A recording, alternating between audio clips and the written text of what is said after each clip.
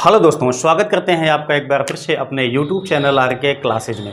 दोस्तों, हम लोग इलेक्ट्रोमैग्नेटिक इंडक्शन का एक बहुत ही खास टॉपिक आज इस सेशन में देखेंगे, जिसको कहा जाता है कुंडली में संचित स्थितिज ऊर्जा। दोस्तों, आप लोगों ने इसको पढ़ा होगा या आपने कोई क्वेश्चन पेपर देखा होगा, तब दोस्तों आपने देखा ऐसा होगा कि ये क्वेश्चन लगभग हर बार एग्जाम में पूछा ही जाता है। ठीक है, आपने देखिए, मैं आपको यहाँ पे दिखाता हूँ कि आपने देखा क्या होगा। दोस्तों, U इज इक्वल 1/2 LI0 का स्क्वायर। ठीक है, यही आपका बहुत ज़्यादा पूछा जाता है आपके यूपी बोर्ड एग्जामिनेशन में।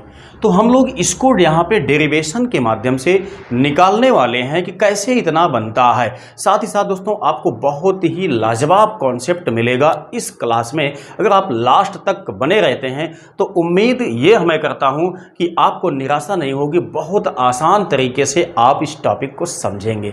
ठीक है, तो आइए यहाँ पे वीडियो को स्टार्ट करते हैं। दोस्तों, इसके पहले कि अगर आपको लगे कि नहीं ये क्लास वास्तव में अच्छा लगा, आपके लिए समझ में आया, आपके लिए यूजफुल हुआ, तब दोस्तों वीडियो को लाइक कर देना। साथ साथ अगर चैनल पे नए हैं तो अगर आप हमारे साथ पढ़ना चाहते हैं दोस्तों, तो सब्सक्राइब करके बेल आइकन को भी दबा देना। तो आइए देखते हैं कि कैसे इसको सॉल्व किया जाएगा। देखिए, सबसे पहले दोस्तों हम यहाँ पे बात करते हैं कि आप लोग जानते होंगे, जो दोस्तों इलेक्ट्रोमैग्नेटिक इंडक्शन की घटना होती है उसी से रिलेटेड आपका होता है एक सेल्फ इंडक्शन।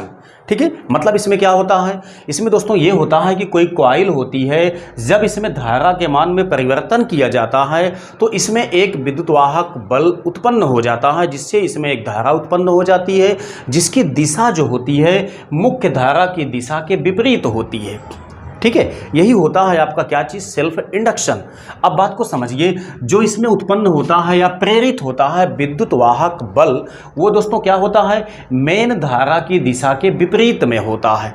तो इससे काफ़ी ज़्यादा दिक्कत इसमें यह आती है कि जो ये धारा होती है, जैसे यहाँ से धारा बहना स्टार्ट होती है दोस्तों, तो थोड़े समय के बाद जब धारा हल्का से बढ़ती है तो बढ़ने की वजह से यहाँ पे क्या हुआ, धारा में थोड़ा सा परिवर्तन हो जाता है। ठीक है, परिवर्तन हो जाने के बाद यहाँ पे उत्पन्न हो जाता है विद्युत वाहक बल। तो ऐसी सिचुएशन में इस धारा को अपने हाईएस्ट मान तक बढ़ने में काफ़ी ज़्यादा दिक्कत होती है। उस दिक्कत के लिए क्या काम करता है भाई, अगर इसको आगे बढ़ना है तो कार्य इसको करना पड़ेगा। तो जो कार्य किया जाता है वो किसके माध्यम से किया जाता है, वो दोस्तों इसके माध्यम से किया जाता है। मतलब जो यहाँ पे सप्लाई वोल्टेज लगा हुआ होता है उसके माध्यम से यहाँ पे कार्य किया जाता है, इस धारा को मैक्सिमम मान तक पहुँचाने के लिए।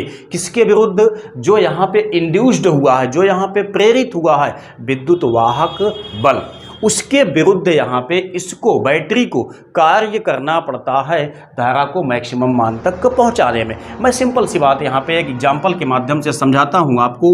दोस्तों देखिए क्या होता है, मान लेते हैं यहाँ पे रियोस्टेट हमने लगाया हुआ है इसके वेरिएशन के लिए। ठीक है, मतलब इसमें धारा के मान में परिवर्तन के लिए हमने रियोस्टेट यहाँ पे इस्तेमाल किया है। लेकिन हम ये भी मान लें कि यहाँ पे रियोस्टेट नहीं लगा हुआ है, ठीक है, तो भी क्या होता है, अगर ये आपका जितने भी पावर की यहाँ पे सप्लाई वोल्टेज आपकी दी जाएगी उसी के अकॉर्डिंग देखिए क्या होगा, जब इसको कुंजी को ऑन किया जाएगा तो धारा बहना स्टार्ट होगी। तो धारा एकाएक मैक्सिमम वैल्यू तक नहीं पहुँचती है। धारा आपकी पहले तो शून्य है, शून्य से आपका शुरुआत होती है। तो क्या होता है, मान लेते हैं कि मैक्सिमम यहाँ पे जो सप्लाई वोल्टेज लगा हुआ है ये मैक्सिमम धारा इसमें दे सकता है कितना, 3 एम्पियर तक मैक्सिमम धारा यहाँ पे ये दे सकता है। तो ऐसी सिचुएशन में क्या होगा, जब धारा ये भेजना स्टार्ट करेगा तब क्या होगा, धारा धीरे धीरे बढ़ना स्टार्ट होगी। जब धारा धीरे धीरे बढ़ना स्टार्ट होगी दोस्तों, तो यहाँ पे धारा में वेरिएशन हुआ ना, धारा में चेंजिंग हुआ, तो धारा में चेंजिंग होने की वजह से ही तो उत्पन्न होता है चुंबकीय फ्लक्स। ठीक है, अब जब चुंबकीय फ्लक्स उत्पन्न हो गया तो उसकी वजह से यहाँ पे एक विद्युत वाहक बल इंड्यूस्ड हो जाता है, प्रेरित हो जाता है, मीन्स उत्पन्न हो जाता है। ठीक है, तो ये जो धारा उत्पन्न होती है, मतलब जो यहाँ पे विद्युत वाहक बल उत्पन्न होता है वो दोस्तों मेन धारा की दिशा के विपरीत में होता है। ठीक। तो ऐसी सिचुएशन में क्या होता है, धारा को 0 से उच्चतम मान तक बढ़ने में बाधा उत्पन्न हो जाती है। किसके विरुद्ध, जो यहाँ पे उत्पन्न हो जाता है विद्युत वाहक बल, इसको दर्शाया जाता है स्मॉल ई से। ठीक है। तो ऐसी सिचुएशन में जब धारा को यहाँ पे बढ़ाना है, भाई धारा यहाँ पे ये उत्पन्न हो गया विद्युत वाहक बल, ठीक है, तो धारा को आगे बढ़ाना है। धारा आगे आपका कैसे जाएगी, आगे तभी जाएगी जब इस धारा को इसके विरुद्ध कार्य करना पड़ेगा तो। ठीक है। तो वही कार्य दोस्तों ये करता है, कौन करता है, सप्लाई वोल्टेज।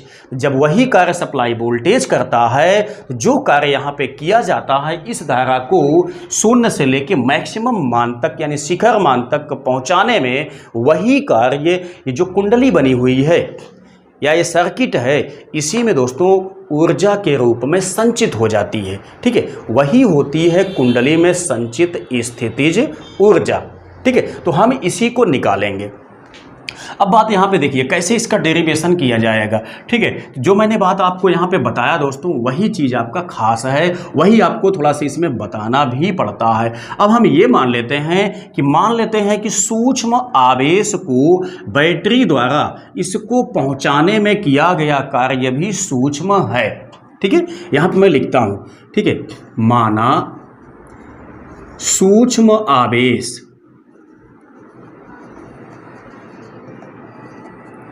dq को ले जाने में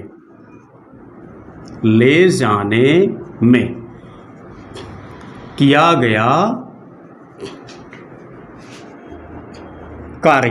दोस्तों ये भी आपका क्या है, W है, डेल्टा W ले लेते हैं चूंकि सूक्ष्म कार्य है। तो ये हो गया आपका D इंटू हो गया, देखिए D इंटू W। ठीक है। आपने पढ़ा होगा V इज इक्वल होता है W अपान Q। ठीक है। या अगर वोल्टेज नहीं है, विद्युत वाहक बल है, तो यहाँ पे दोस्तों E इक्वल W अपान Q हो जाता है। तो यहाँ से W की वैल्यू जो आती है वो इससे मल्टीप्लाई होके आ जाती है। तो सेम यही फार्मूला हम यहाँ पे अप्लाई कर देते हैं कि किया गया आपका कार्य कितना होगा, dW इज इक्वल माइनस में E इंटू क्या होगा, यहाँ पे देखिए dQ हो जाएगा। ठीक है। चूंकि दोस्तों यहाँ पे जो उत्पन्न होता है विद्युत वाहक बल, ये मुख्य धारा की दिशा के विपरीत में होता है, तो विपरीत के लिए ही यहाँ पे माइनस का इस्तेमाल किया जाता है। तो यहाँ पे देखिए E इज इक्वल, हम जानते हैं कि स्वप्रेरण की घटना ही है ये। ठीक है। तो स्वप्रेरण की घटना में दोस्तों आपने पढ़ा होगा कि E इक्वल होता है माइनस L DI अपान DT होता है। ठीक है। तो अब क्या बनेगा, यहाँ पे ध्यान देना, E के स्थान पे हम इतना वैल्यू को पुट कर देते हैं, इसलिए यहाँ पे क्या बन गया, dW इज इक्वल, यहाँ पे देखिए माइनस, इसके स्थान पे इतना लिखेंगे तो माइनस LDI अपान DT, ये बगल में है क्या चीज़, DQ। तो देखिए माइनस से माइनस आपका प्लस हो जाएगा, तो बचा कितना, dW इज इक्वल, यहाँ पे दोस्तों L बचा, उसके बाद देखिए ये क्या बचा, DI अपान DT इंटू ये हो गया DQ।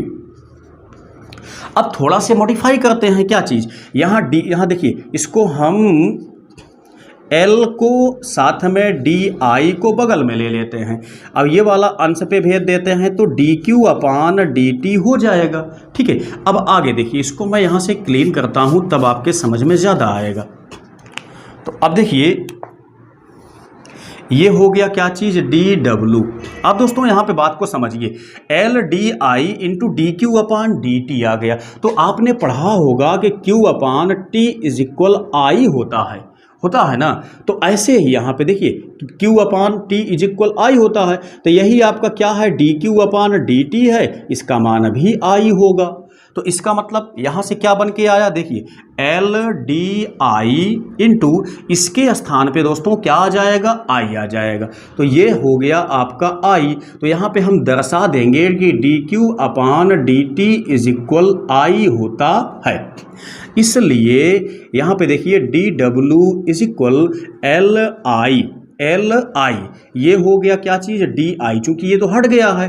अब देखिए इतना हो गया है कि D W equal L I D I, इतना कार्य अभी किया गया। मतलब ये हुआ कि सूक्ष्म आवेश कितने को, डी क्यू को, सूक्ष्म आवेश को यहाँ पे प्रवाहित करने में किसके विरुद्ध, जो उत्पन्न हुआ है विद्युत वाहक बल, उसके विरुद्ध सूक्ष्म आवेश को प्रवाहित करने में बैटरी द्वारा किया गया कार्य या दी गई ऊर्जा कितना हो गई, D W is equal L I D I.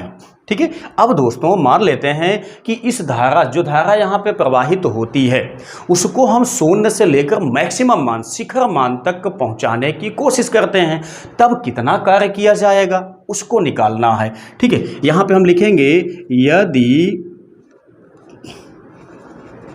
धारा को शून्य से शिखर मान को आप लोग जानते होंगे किससे दर्शाया जाता है, शिखर मान आई नाट तक ले जाने में किया गया कार्य, ये क्या होगा दोस्तों, डी डब्ल्यू इज इक्वल, देखिए यहाँ पे इंटीग्रेशन चलेगा, इंटीग्रेशन जीरो से हाई मान तक, तो ये हो गया जीरो, ये हो गया आपका आई नाट। यहाँ पे दोस्तों हम क्या लिखेंगे, एल आई डी आई लिखेंगे। अब आगे देखिए यहाँ पे एल आपका बगल में हो जाएगा, चूंकि डी आई है, आई डी आई है, तो खाली तो केवल यहाँ पे आई का होगा इंटीग्रेशन, एल का तो होगा नहीं, तो यहाँ पे डी डब्ल्यू हो गया, एल को हमने बगल में निकाला तो 0 टू आई नाट, ये हो गया आपका आई डी आई। तो यहाँ पे फाइनली हम देखते हैं तो इसका जो निकल के आएगा अवकलन, समाकलन, देखिए इसका समाकलन क्या होगा, इसका समाकलन आई स्क्वायर बाई 2 हो जाएगा। तो यहाँ पे फाइनली आपका शून्य से लेकर के आई नाट तक इसकी वैल्यू हो गई। अब दोस्तों जब हम इसको पुटअप कर देते हैं इसकी वैल्यू, तो देखिए क्या होता है, सबसे पहले उच्च सीमा को यहाँ पे लिखा जाता है माइनस निम्न सीमा को लिखा जाता है। तो हम यहाँ पे क्या लिखेंगे, एल, देखिए आई नाट के स्थान पे लिखेंगे क्या, मतलब आई के स्थान पे लिखेंगे आई नाट, तो ये हो गया क्या चीज़, आई नाट का स्क्वायर। ठीक है। उसके बाद माइनस में आएगा 0, 0 को हम छोड़ देते हैं। यहाँ पे जो 1/2 है, जो बटे में 2 है दोस्तों, इसको हम आगे लिख सकते हैं। ठीक है। या हम यहाँ पे लिखें बटे में 2, तो फाइनली आपके पास डी डब्ल्यू इज इक्वल 1/2 को हम बगल में ले लेते हैं। यहाँ पे देखिए, यहाँ पे हमने हल्का से मिस्टेक किया है, चूंकि यहाँ पे 0 से हाई मान तक ले जा रहे हैं, तो अब हमको यहाँ पे डब्ल्यू नहीं लगाना है। ठीक है। चूंकि सूक्ष्म नहीं है कार्य अब, ठीक, तो यहाँ पे हमको डब्ल्यू नहीं लगाना है। तो यहाँ पे देखिए एल हो गया, ये हो गया आई नाट का स्क्वायर। ठीक। तो यही कार्य आपका इसमें स्थितिज ऊर्जा के रूप में संचित हो जाता है। तो फाइनली हम इसी चीज़ को क्या दिखा देते हैं, स्थितिज ऊर्जा के रूप में संचित होता है। तो U is equal 1/2 L I naught का स्क्वायर, तो ये आपका टोटल हो जाता है इसमें संचित स्थितिज ऊर्जा। ठीक है। तो इस तरीके से दोस्तों ये टॉपिक आपको समझना है, चूंकि आपके एग्जाम की दृष्टि से बहुत ज़्यादा मोस्ट है, इसलिए दोस्तों इसको बहुत कायदे से समझना है आपके लिए, नहीं तो आप एग्जाम में इसको मिस कर जाएंगे, क्योंकि हमेशा ये टॉपिक पूछी जाती है। मैं आपको बता दूं दोस्तों कि ये फिजिक्स फर्स्ट है, जो कि 12th क्लास का है, इलेक्ट्रोमैग्नेटिक इंडक्शन लेसन का ये आपका टॉपिक है, जिसको कहा जाता है कुंडली में संचित स्थितिज ऊर्जा। उम्मीद करते हैं कि ये क्लास आपके समझ में आ गया होगा।